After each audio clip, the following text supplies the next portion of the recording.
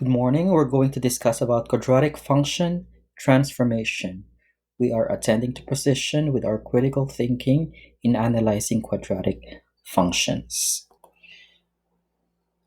So quadratic functions has a wide array of applications that includes construction or building and construction in here. As you may see, this is our Golden Gate Bridge, and all other bridges have the same kind of applications for quadratic functions. The same also for satellite dish, that is also quadratic in shape. And also a lot of sports are dealing with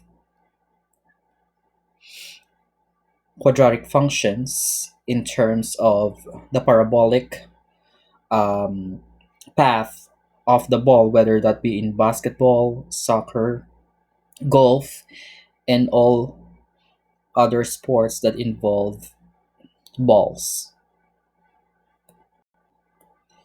This time we're going to discuss some of the transformation that can be seen on our quadratic functions. As we may see, this is our quadratic function that looks like a u and a v combined. So this is of the form a x minus h squared plus k. So anything with an exponent 2 can be called quadratic function.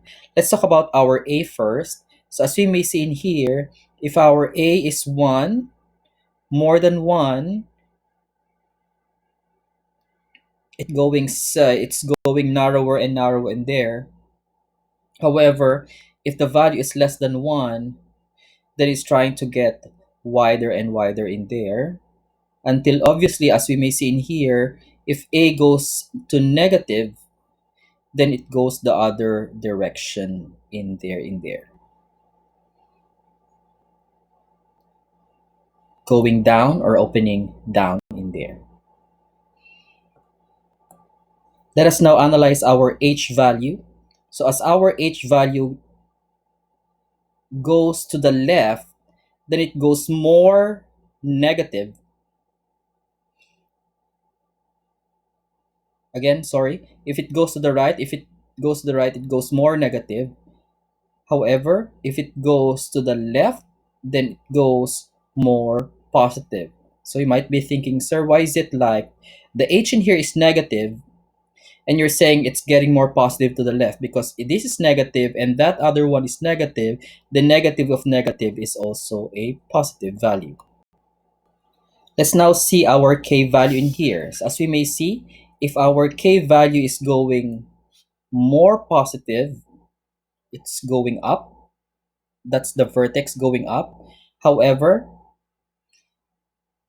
if it goes negative, then the vertex goes down. Let us now summarize our analysis. As we may see in here, if our a value is positive, it goes up or opens up, where the vertex is there at the middle of it. If it opens down, then it's negative. If your a is more than 1, then we do a vertical stretch where the graph goes narrower.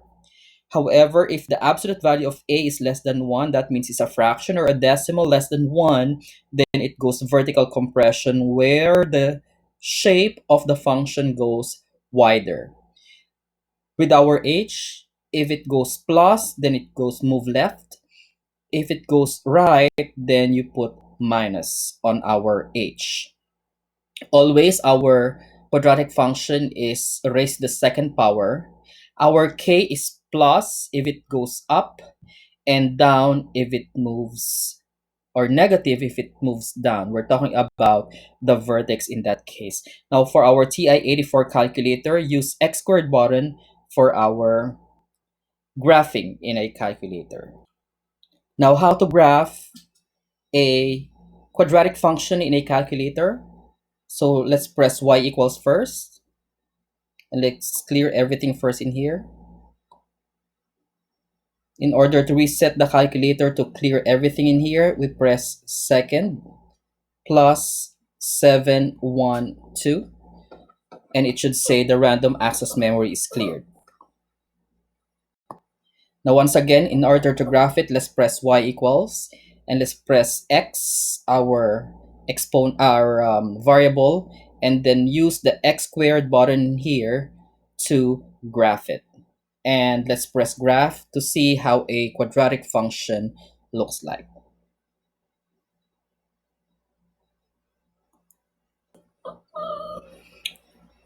Now let's solve one problem in here. It says Beth and Jacob are graphing two equations on a coordinate grid. Beth has graphed the equation y equals x squared plus 1. So as you may see in here, x squared plus 1 has a vertex at 0, -1 in here. So that's the vertex. So as you may see, compared to our x squared graph, which obviously should be in here, the x squared plus 1 with obviously the x squared graph has a vertex at the origin 0, 0. Then our x squared plus 1 has its vertex at 0, 1. So that means 1 unit up because of the plus 1. However, it says here if Jacob graphs x squared plus 3, then how would that look like? So on the x squared plus 3, then that means the 3 in here is added outside the square. Then that means you move up 3 units from the origin. So from here, you go 1, 2, 3. Then this will be your vertex for x at 0, 3. And in there, then that will be my x squared plus 3 graph. So therefore, from x squared plus 1 to x squared plus 3, comparing those two, then we can say that it is it has moved up 2 units. Let's now go to our second example. Emily graphed the function y equals x squared plus 2. Mark graphed y equals 0.5 x squared plus 2. If they both use the same grid scale, which statement describes Mark's graph compared to Emily's graph in there? So in this case, what I'm going to do is to see, compare y is equal to x squared plus 2, and the other one, y is equal to 0.5 x squared plus 2. So as we may see in here, we're simply comparing the value of a, which in this case, if there's nothing written on the top, then that should be 1. So from 1, it turned out to be 0.5, and we said in our graphic organizer that if a is less than 1, so from 1 it becomes 0.5, then there should be a vertical compression, which means that we should see it to be a wider graph. Let's now try to see it on our graph. So again, I'll put the 2 in here. The first will be y is equal to x squared. So I'll put my x first, and then my square button, and then plus 2. I'll go down on my y2. I'll put 1/2 or 0.5, and I'll put x and then square it, and then plus another 2.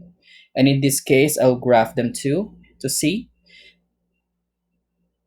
So as you may see, their vertex is the same at 0, 2. The blue one is the x squared plus 2, and the red one is the 0.5 x squared plus 2. So as we may see on the graph, it becomes wider using my TI-84 calculator in here. Therefore, going back to the question, which statement describes Mark's graph compared to Emily's graph? So in here, Emily's graph is the x squared plus 2. and Mark's graph is the 0.5 x squared plus 2, then that means Mark's graph has a wider opening because of the zero point 0.5 for its A value. Now, the third example in here is a game wherein I have to consider such that this purple ball should collect all of those stars along this path in here. But I've seen that the path is just the blue one in here, which is opening up.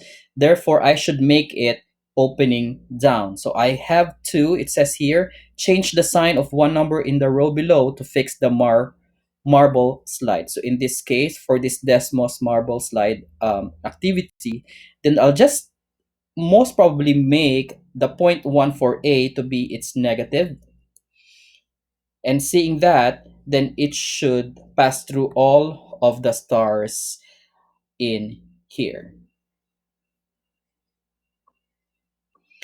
On my second example here,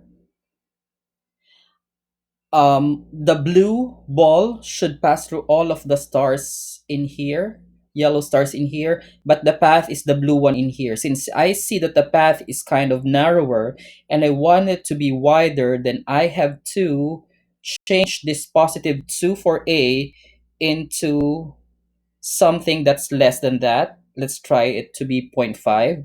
And as I may see, if it goes zero point 0.5, then it will hit those 2 out of the 4 stars. And let's try to see if this will work. So as I've seen in here, it does work for the 3 stars, but I need one more star in there.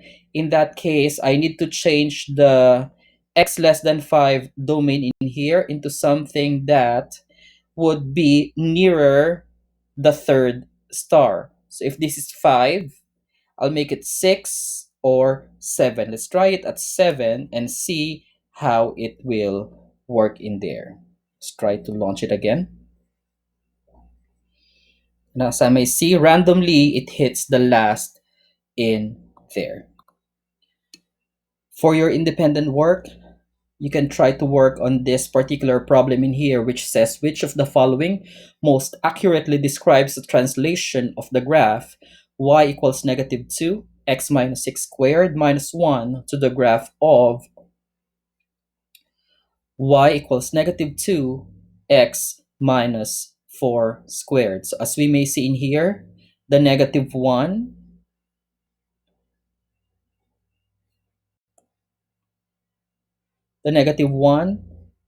actually was gone, and the negative 4 becomes a negative 6. So let that be a help for you on how to do this particular problem. Once again, we used our quadratic function transformation graphic organizer for our analysis of quadratic functions.